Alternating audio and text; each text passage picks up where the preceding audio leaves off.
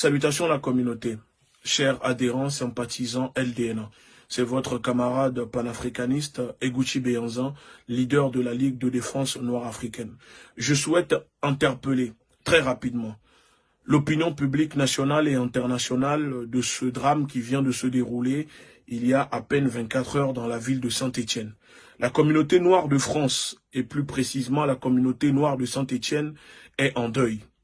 Un frère, père de famille de 26 ans, Youssoufa, vient de nous quitter, assassiné, tué par une bande de négrophobes, une bande de personnes racistes, une bande d'ignobles, une bande de sauvageons qui n'ont pas hésité à se déchaîner dans une violence inouïe sur ce frère, sur ce père de famille.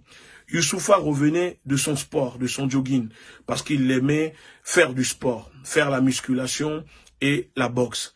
À son retour de son sport, comme une énième fois, ce groupe de personnes se moque de lui, se moque de sa couleur de peau, en lui disant sale noir, sale négro, on va te saigner, parce que Youssoufa ne voulait plus accepter le fait que ces personnes se moquaient de lui, de sa façon de s'habiller. Donc il a voulu avoir une explication et malheureusement pour lui, ces sauvageons, ces négrophobes, ces personnes abominables n'ont pas hésité à se jeter sur lui pour le poignarder. Ils l'ont laissé pour mort, se vider de son sang parce que oui, les pompiers sont arrivés 20 minutes après l'agression de Youssoufa, qui n'a pas eu du tout la chance de survivre, puisque les personnes qui l'ont agressé et les témoins autour n'ont pas cherché à porter assistance à ce frère et ont préféré le laisser mourir dans son sang agonisant. Et malgré qu'il était déjà en train de mourir, un des agresseurs est revenu le mettre des coups de pied dans la tête. Oui. Ils sont revenus le shooter dans la tête parce que l'objectif était de tuer du nègre. Ça se voyait que ces personnes cherchaient à tuer du nègre. Et nous disons que ce meurtre ne doit pas rester impuni. Parce qu'aujourd'hui, les autorités françaises de Saint-Étienne, le procureur, la police, ne parlent pas du caractère racial, du caractère négrophobe, raciste de ce meurtre. Parce que oui, les individus ont pris la peine d'insulter à plusieurs fois Youssoufa avant de passer au meurtre, avant de le tuer, parce que pour nous c'est prémédité.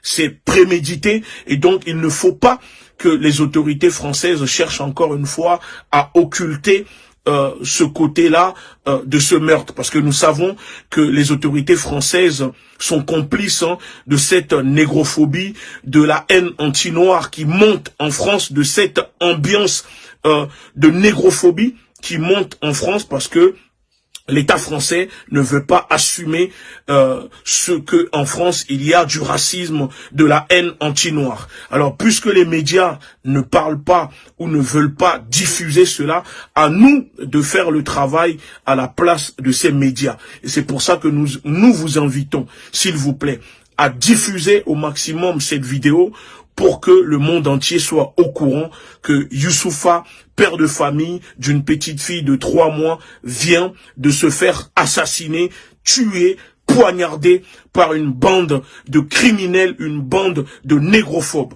Sur le groupe de personnes qui ont commis ce acte abominable, 3 personnes sont arrêtées. 3 autres sont en fuite. Alors, nous demandons aux personnes, toute personne ayant des informations, n'hésitez pas à nous contacter ou les diffuser à la police.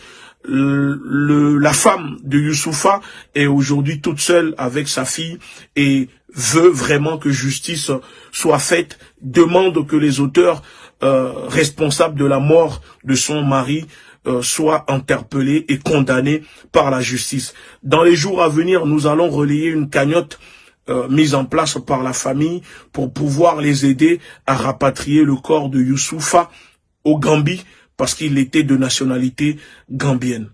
Au nom de la Ligue de défense noire africaine, nous souhaitons nos sincères condoléances à sa femme, aux proches et à la famille parce que la négrophobie est une abomination que nous condamnons sévèrement et fortement. Merci beaucoup.